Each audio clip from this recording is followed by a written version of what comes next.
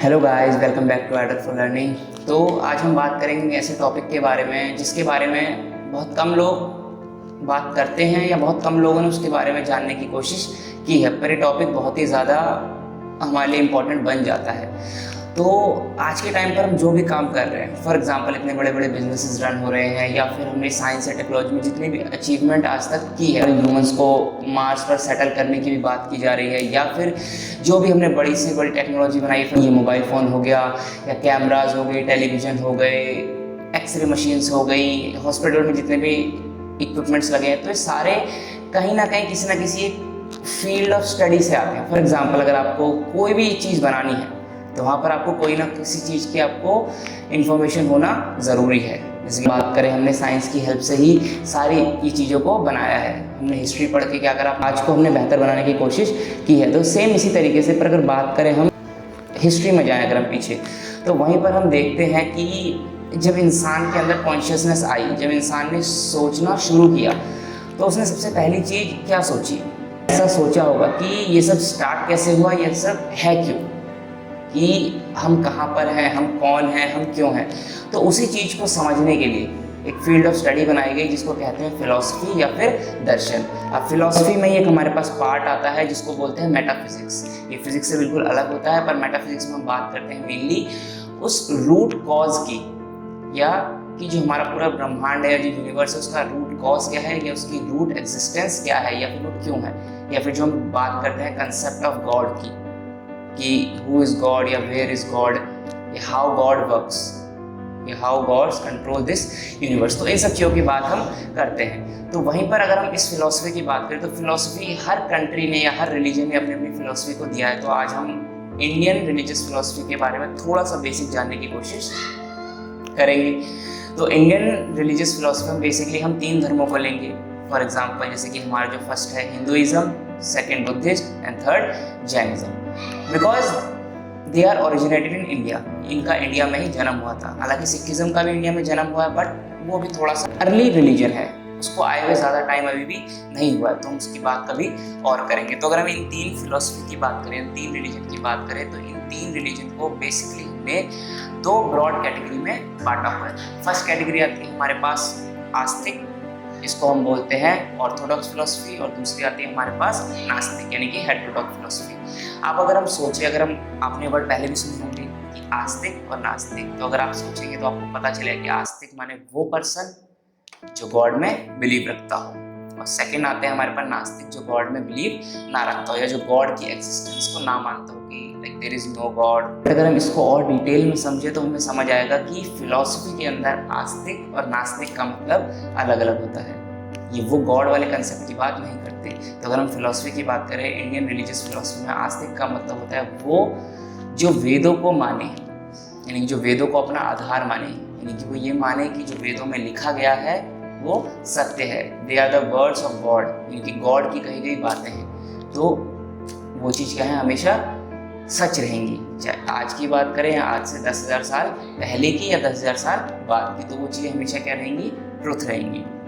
वही पे बात करें, कुछ ऐसे हमारे पास रिलीजन्स निकल के आए जिन्होंने क्या कहा, नहीं नहीं, जो ये वेदास हैं ये क्या है, एकदम प्राइम हमारे पास क्या है, सोर्स ऑफ नॉलेज नहीं है। इनके अलावा भी क्या है, बहुत सारी चीज़ें होती हैं। तो उन्होंने वेदास को क्या करा, अपना प्राइम सोर्स ऑफ नॉलेज नहीं माना, तो उसको कह दिया हमने नास्तिक फिलॉसफी या फिर हेटेरोडॉक्स स्कूल्स ऑफ फिलॉसफी। तो अब बात करें आस्तिक फिलॉसफी की, पहले आस्तिक फिलॉसफी की बात करें या फिर ऑर्थोडॉक्स फिलॉसफी की बात करें, तो इसके अंदर मेनली हमारे पास आते हैं वेदास। कि वेदास क्या है, तो वेदास को ऑल ओवर द वर्ल्ड ऐसा माना जाता है कि Vedas they are the first written books, यानी कि पहली रिटन चीज जो इंसान ने लिखी या इंसान ने बनाई वो थी वेदास। उसमें भी सबसे पहले ऋग्वेद आता है। अब ऑलमोस्ट 6 से 7,000 साल पहले ये चीज़ें लिखी गई थी। अब इसका हमारे पास सबूत कहाँ पर है, तो ऋग्वेद में एक वर्स है या फिर एक हिम है, एक मंत्र है जिसके अंदर सरस्वती रिवर की बात की गई है। तो सरस्वती रिवर लेकिन आज से 6,000 साल पहले सूख चुकी थी, तो अगर उसमें उस चीज़ की बात हो रही है तो ये हमारे पास श्योरिटी आ रही थी कि ये चीज़ उससे पहले लिखी गई होगी। तो यानी कि ऑलमोस्ट आज से 6 से 7,000 साल पहले ऋग्वेद को लिखा गया। तो ये फर्स्ट हमारे पास रिटर्न डॉक्यूमेंटेशन है किसी भी कॉलेज का, या किसी भी आप कह सकते हो कोई भी रिटर्न फॉर्म में जो भी आज हमारे पास डॉक्यूमेंट्स, फॉर एग्जांपल जो हमारे पास इतनी बुक्स है या जो भी आपके पास बुक्स होंगी वो कहीं ना कहीं आज लिखी जा रही हैं या कुछ समय पहले लिखी गई थी। जो फर्स्ट बुक थी उसको किसको माना जाता है? ऋग्वेद को, ऑल ओवर द वर्ल्ड। तो उसके अंदर जो भी बातें कही गई हैं तो जो उसको माने वो कहलाता है हमारे पास आस्तिक फिलोसफी या फिर आस्तिक स्कूल की, उसमें बात करते हैं। तो उसमें मेनली उसमें भी दो कैटेगरी की हमारे पास आती है। एक कैटेगरी जो डायरेक्टली हमारे पास वेदों का ही पार्ट है कि भैया वेदों का ही कुछ नॉलेजेबल पार्ट को उठाया और हमने रख दिया, और एक होते हैं जो वेदों को अपना बेस तो मानते हैं लेकिन इंडिपेंडेंटली काम को करना चाहते हैं, वो इंडिपेंडेंटली काम करना चाहते हैं। तो इस तरीके से अगर हम बात करें जिन्होंने वेदों में से जो कुछ पार्ट निकल कर आया तो उनमें हमारे पास दो फिलोसफी आती है। पहली आती है हमारे पास वेदांत फिलोसफी, जिसके बारे में आपने बहुत ज़्यादा सुना होगा। दूसरी आती है हमारे पास मीमांसा फिलोसफी।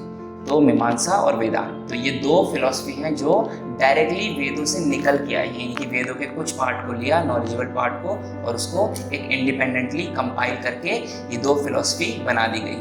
वही बात करें हमारे पास ऐसी चार फिलोसफी आती हैं जो बात करती हैं इंडिपेंडेंट ग्राउंड के बारे में, कि वो वेदों को अपना बेस तो मानती हैं पर वो वेदों पर पूरी तरीके से रिलाय नहीं करती। उन्होंने अपने अपने कुछ टेक ली है अपनी अपनी एक फिलोसफी के अंदर। तो उसमें हमारे पास मेनली चार फिलोसफीज आती हैं। पहली आती है सांख्य फिलोसफी, दूसरी आती है हमारे पास योग फिलोसफी, योग जिसके बारे में आपने पढ़ा होगा, जिसका प्रचार बहुत ज़्यादा बाबा रामदेव करते हैं। ऑफकोर्स उनकी अगर आप कंपनी का नाम देखो तो नाम क्या है? पतंजलि। तो पतंजलि नाम के ऋषि ने ही योग की शुरुआत की थी। योग मेनली बात करता है आपकी बॉडी माइंड कोऑर्डिनेशन की, बॉडी और माइंड को हम कैसे एक साथ कनेक्ट करके रख सकते हैं। वही बात करें तीसरी फिलोसफी जो आती है इंडिपेंडेंट ग्राउंड पर, वो आती है न्याय फिलोसफी, और फोर्थ नंबर पर आती है वैशेषिक फिलोसफी। तो ये अभी हम बस इन फिलोसफीज के नाम आपको बता रहे हैं ताकि आपको एक ब्रीफ आइडिया लग जाए कि फिलोसफी कैसे डिवाइड हुई और कैसे आज के टाइम पर उसको देखा जाता है। बाद में इस पर हम डिटेल में एक सेपरेट वीडियो बनाएंगे अगर आप चाहें तो ये हो गया हमारे पास किसके बारे में? ऑर्थोडॉक्स फिलोसफी के बारे में, जो कि वेदों को अपना आधार मानते हैं, वेदों को प्राइम सोर्स ऑफ नॉलेज मानते हैं। वहीं पर हमारे पास वक्त के साथ कुछ ऐसे फिलोसफीज निकल के आई जो वेदों को सच नहीं मानते या फिर वो गॉड के एग्जिस्टेंस पर सवाल उठाते कि नहीं गॉड तो नहीं होते।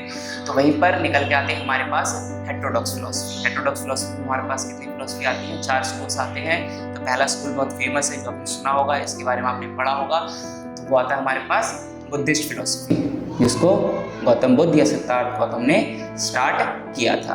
सेकंड नंबर पर आते हैं हमारे पास जैन फिलोसफी। जैन फिलोसफी में आपने नाम सुना होगा महावीर का, वर्धमान महावीर, तो उन्होंने इस चीज़ को शुरू किया था। थर्ड नंबर पर आती है हमारे पास चारवाक फिलोसफी, और फोर्थ नंबर पर आती है हमारे पास अजीविक फिलोसफी। कंसेप्ट आते हैं हेटेरोडॉक्स के अंदर, और ऑर्थोडॉक्स में कितने हो गए? टोटल 6।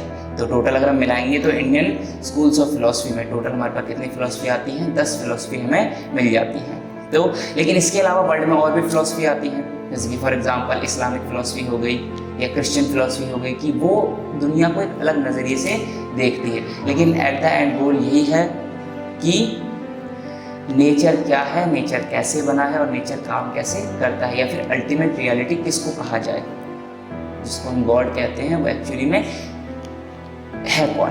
तो इसी चीज़ के ऊपर सारी फिलोसफी अपना काम करती है, और इसी बेस पर क्या हुआ, बहुत सारे फिलोसफर निकल के आते रहे हैं जिन्होंने अपनी अपनी क्या करी फिलोसफीज दी है। उन्हीं में से फॉर एग्जांपल अगर हम फेमस नाम लें तो वो आते हैं ओशो, आचार्य रजनीश, जिनकी बुक हमारे पास ये रखी हुई है। तो इन्हीं इन्फॉर्मेटिव वीडियोस के लिए आप हमारे चैनल को सब्सक्राइब करें, और अगर आपको वीडियो पसंद आई है तो लाइक करें, तो नहीं आई तो हम इससे बेहतर कंटेंट बनाने की कोशिश करेंगे। तब तक के लिए बाय, जय हिंद।